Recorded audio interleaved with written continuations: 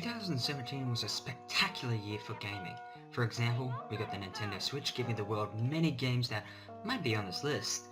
Microsoft giving us the Xbox One S, giving us 4K gaming, and even some old games such as Parappa the Rapper had a remake for the PlayStation 4. Now, the reason why this is a top 5 rather than a top 10 is because 1. I didn't need to stress on New Year's Eve, 2. Because the first script got deleted and I'm really pissed about it, and 3. Who's the one running the channel? That's right, me. And I could choose if this is a top 10 or not. Now, before I start, I would like to give some honorable mentions, and I might even say a little bit about the games. So, here they are. Super Mario Odyssey. This is by far one of my favourite Mario games I've played in the series, and definitely worth playing. Assassin's Creed, it's about time you did something right, Ubisoft. Splatoon 2. As a Splatoon fan, I was a little bit disappointed, but I still enjoyed it nonetheless. Xenoblade Chronicles. I'm really feeling it! ARMS, and Metroid Samus Returns. We did have another Metroid 2 remake, but it got taken down, which kinda sucks. So, those were the honorable mentions. Now, onto the list. With a game like Metroid, you're bound to get lost on your first playthrough. I certainly did, and I needed a walkthrough to help me out. There are certain games that follow this sort of gameplay style as Metroid, which is, as I like to call it, the Metroid formula, and Hollow Knight is one of those games that follows that formula. They all follow the same way. There's a huge map, the environment looks very similar to Metroid, and of course, they have bosses, and Hollow Knight nails it perfectly. This game screams Metroid from its enemies and its mapping. It just feels so similar in some way. In all seriousness though, Hollow Knight is a great game that came out this year. Not only is it fun gameplay-wise, this game has a spectacular soundtrack and also looks great. My personal favourite song is Dirtmouth because it reminds me a lot of Lavender Town for some reason. Maybe it's due to me playing it so much on piano. I'm not sure if I've ever told you, but I'm actually a piano player.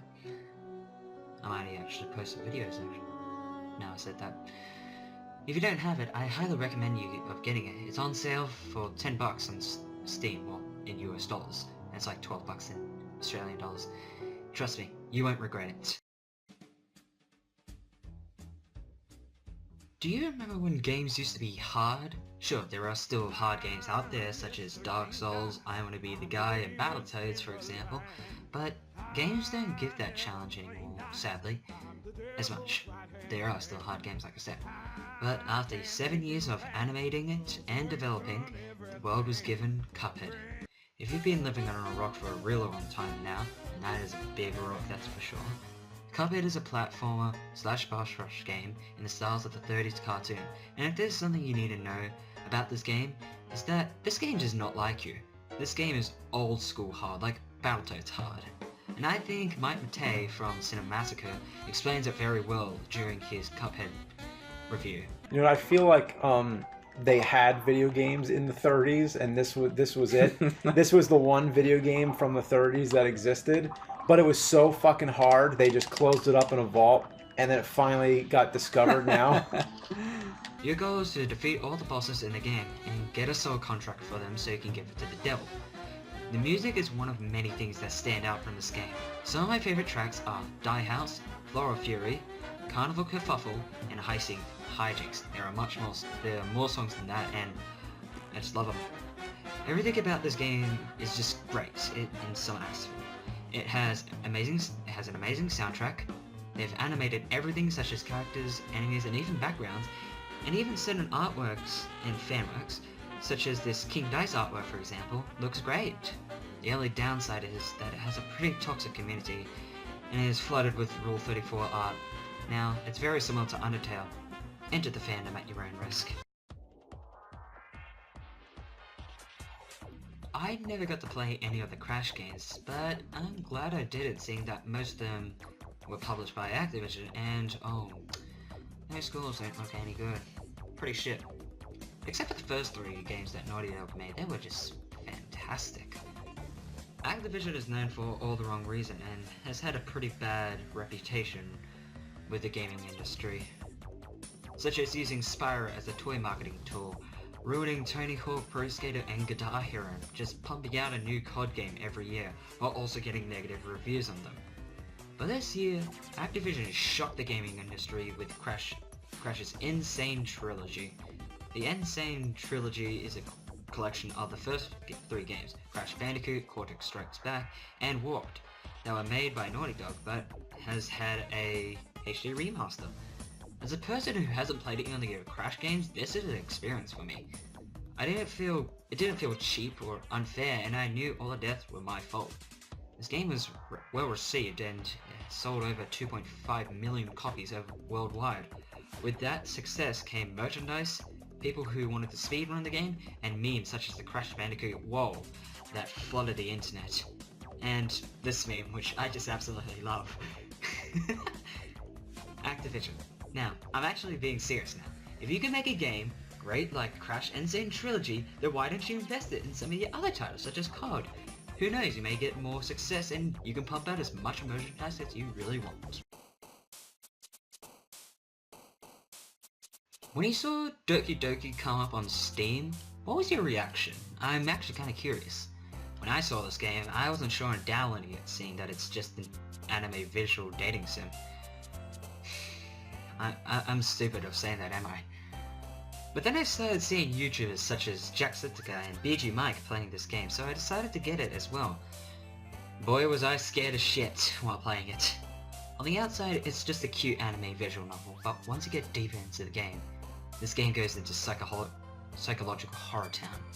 I was in shock finding that Sayori had committed suicide on the first act, and Yuri stabbing herself with a knife. But by far the thing that scared me the most was Monica. You don't know how much power that she holds. For a start, she knows that she's a video game character. She has the ability to delete characters in the game, so she deletes Natsuki and Yuri, and even tries to mess with your head with fourth wall break talk. Monica's job isn't to date the protagonist, but you, the player.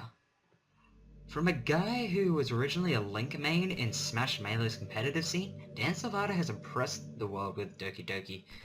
The soundtrack is amazing, the community was really nice by sharing memes and fan moments, and I loved how far this game goes to try and scare you. The only downside is that it doesn't have replayability. It blows its load on its first playthrough and doesn't scare as much like it did on your first playthrough. It's very similar to Conker's Bad Photo in a way. Hopefully Project Libertina is good next year.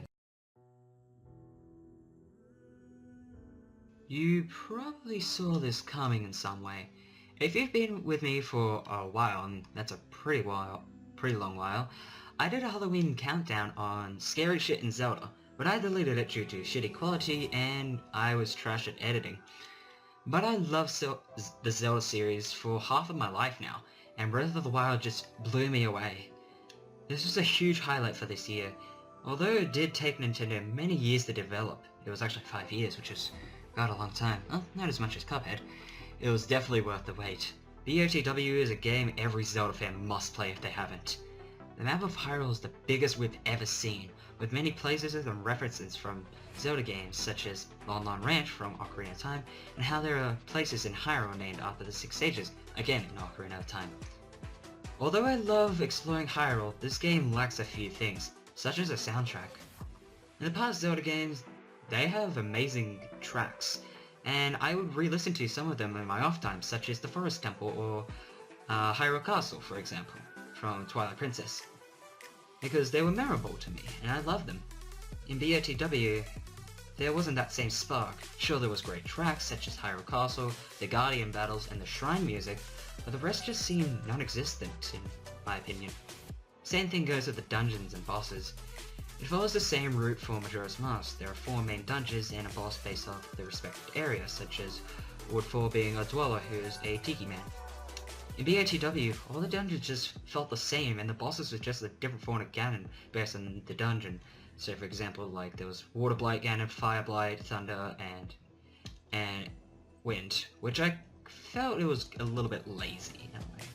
Avoiding all that, the rest of the game is spectacular, and the game was very well received, and was received multiple Game of the Year awards, and I wouldn't blame them.